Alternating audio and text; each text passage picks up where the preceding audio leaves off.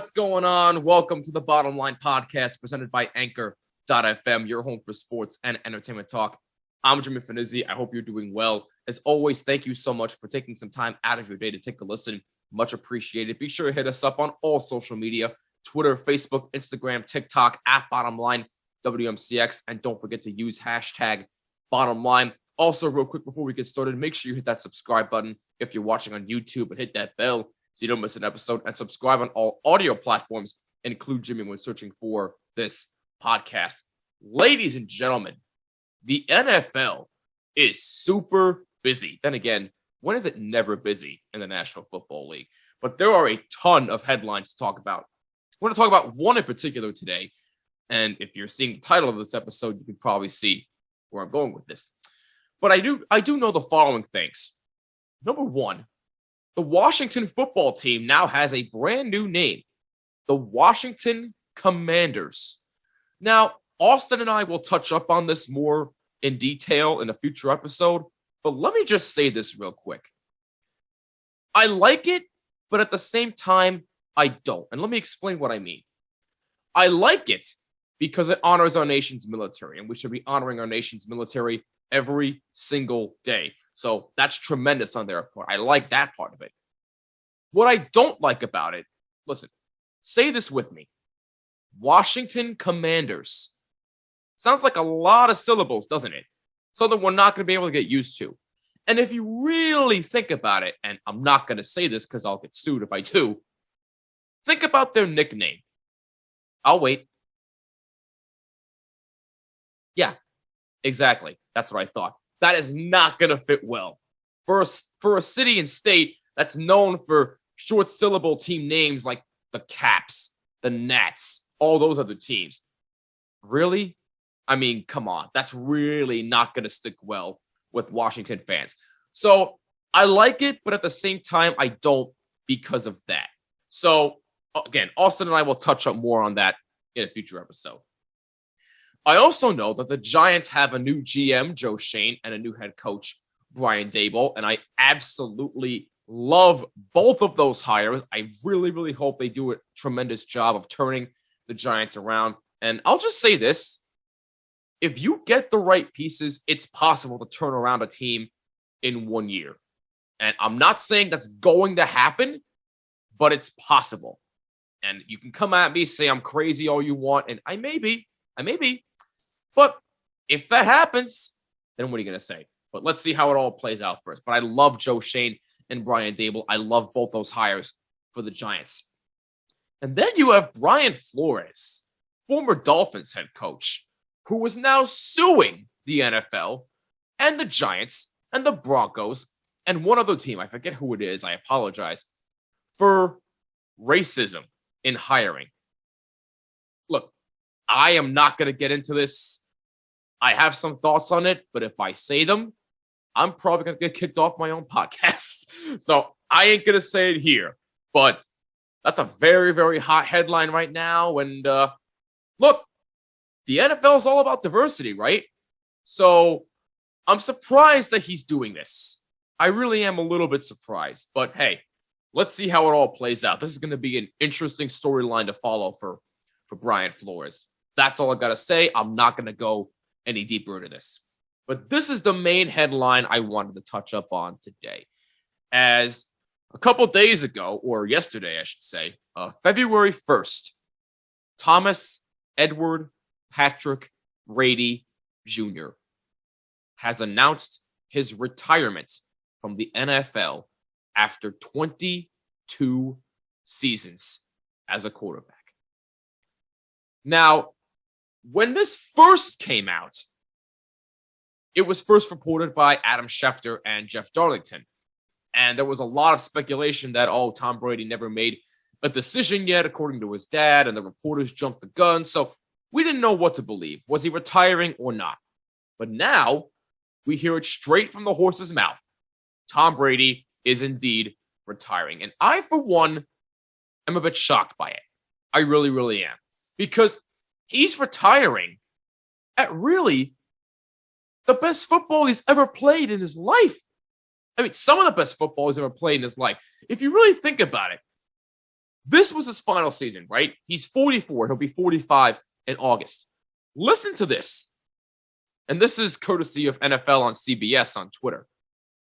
In Tom Brady's final season at age 44, he led the NFL in passing yards, 5,316, passing touchdowns, 43, pass attempts, 719, and pass yards per game, 312.7.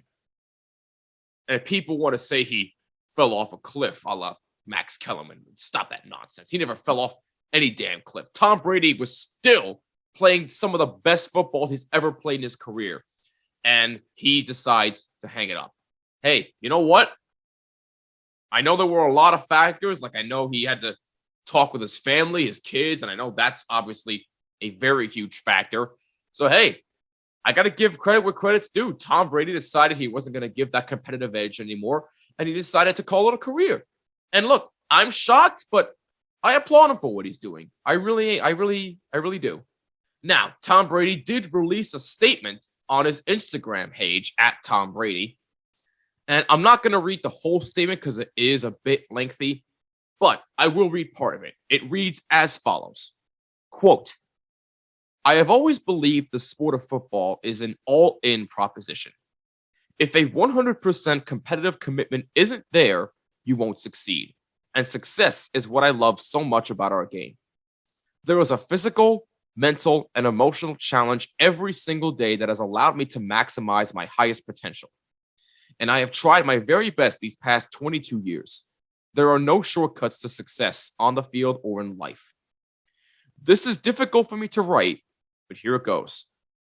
I am not going to make that competitive commitment anymore. I have loved my NFL career, and now it's time to focus my time and energy on other things that require my attention. I've done a lot of reflecting the past week, and I've asked myself difficult questions, and I'm so proud of what we have achieved. My teammates, coaches, fellow competitors, and fans deserve 100% of me. But right now, it's best I leave the field of play to the next generation of dedicated and committed athletes. To my Bucs teammates the past 2 years, I love you guys, and I have loved going to battle with you. You have dug so deep to challenge yourself, and it inspired me to wake up every day and give you my best. I am always here for you guys and want to see you continue to push yourselves to be your best. I couldn't be happier with what we accomplished together. To all the Bucs fans, thank you. I didn't know what to expect when I arrived here, but your support and embrace have enriched my life and that of my family. I have been honored to play for such a passionate and fun fan base. What a crew. To the city of Tampa and the entire Tampa-St. Petersburg region, thank you. It has been wonderful to be a resident of such a fun place to live. I want to be invited to our next Pope parade. I thought that was actually pretty funny. To the Glazer family, thank you for taking a chance on me and supporting me. I know I was demanding at times, but you provided everything we needed to win, and your ownership was everything a player could ask for. To Jason Licht, I should say, sorry if I'm saying that incorrectly, thank you for your daily support and friendship. I will never forget it.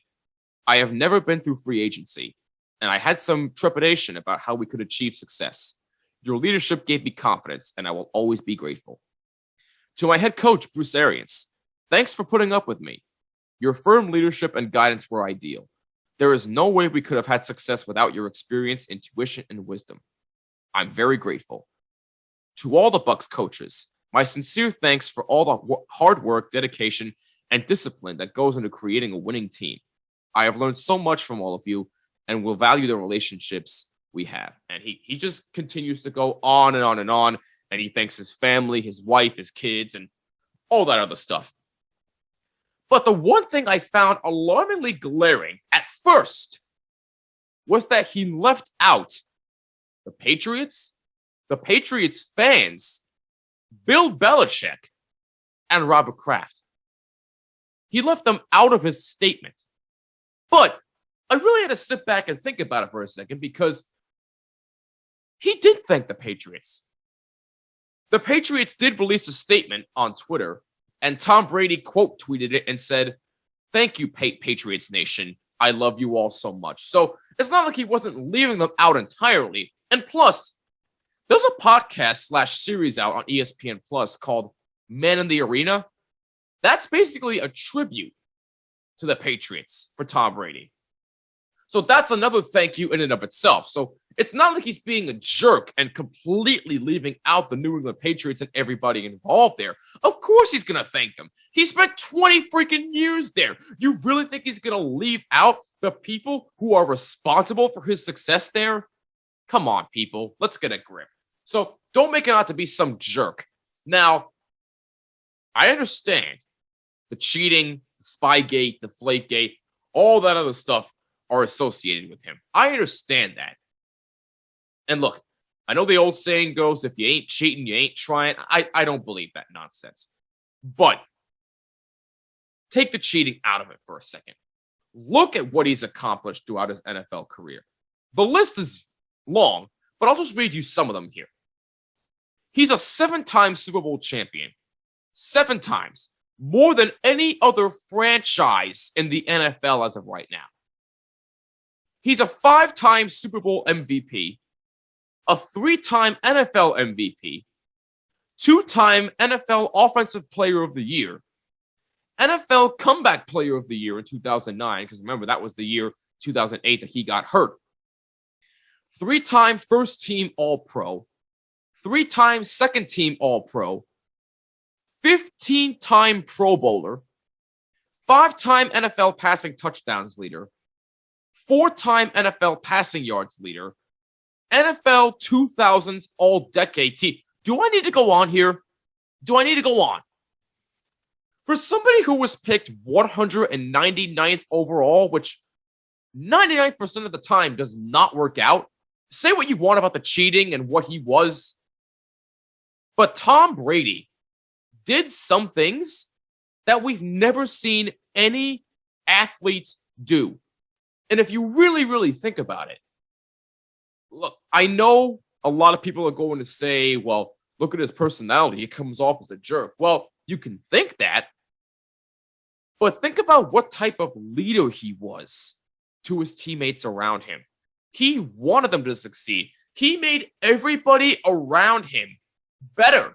Nobody in the NFL anymore is going to play for 22 freaking years till the age of 44.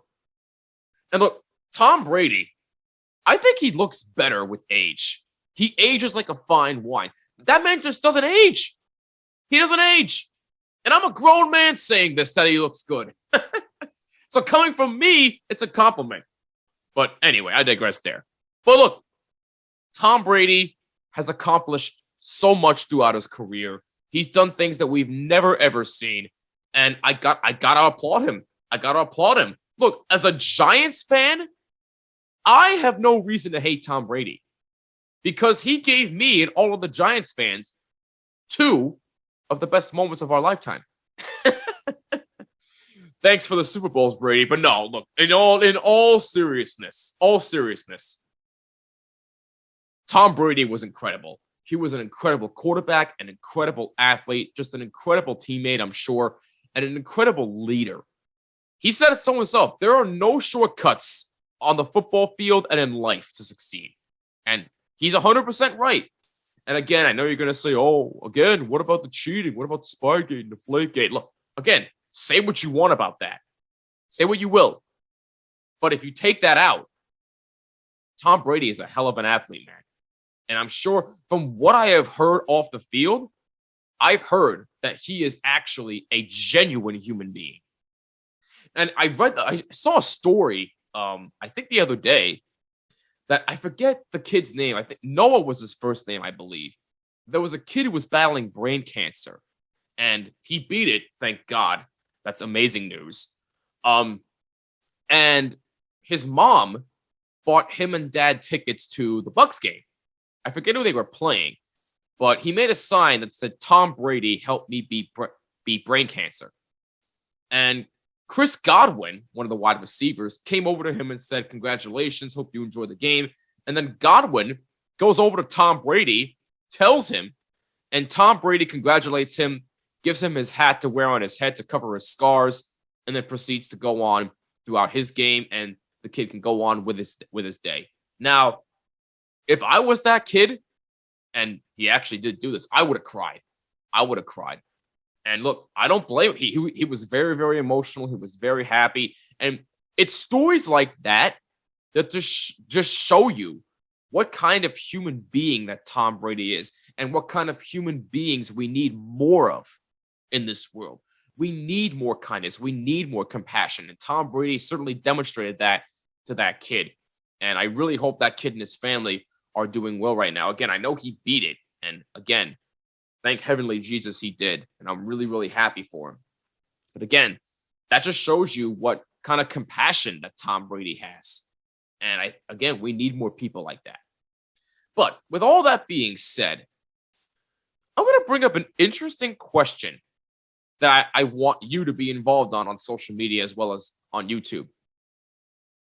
Is Tom Brady the greatest player ever in football? Forget just quarterback, because if we're talking quarterback, then yes, I think he's the greatest quarterback to ever play this game. But if we're talking player in general, that's tough.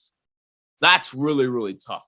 Now, you can come to me about the 7 Super Bowl championships more than any other franchise. I understand that.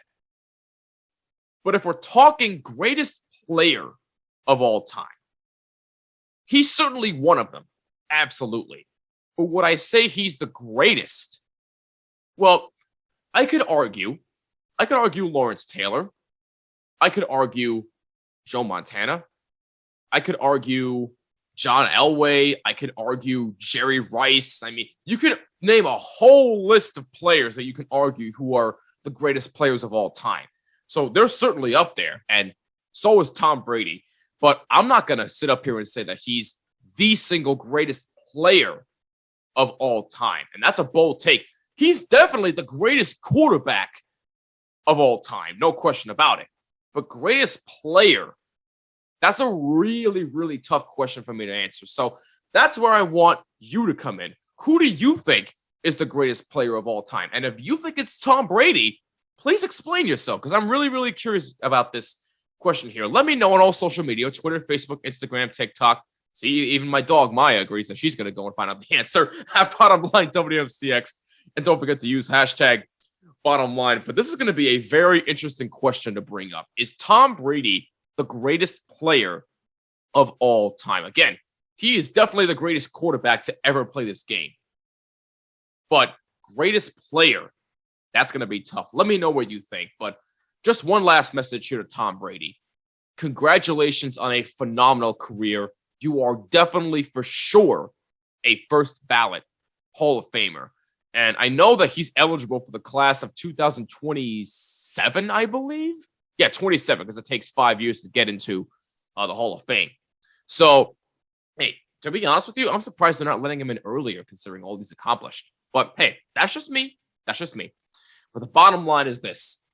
Tom Brady, 22 years of greatness. And if you're a Jets fan, you're probably not going to like me hearing this, and you're probably not going to miss him. But even still, Tom Brady, congratulations on a phenomenal career, and we will see you in Canton, my friend. I'm Jimmy Finizzi. This is the Bottom Line Podcast. See you in the next episode. Peace, and take care.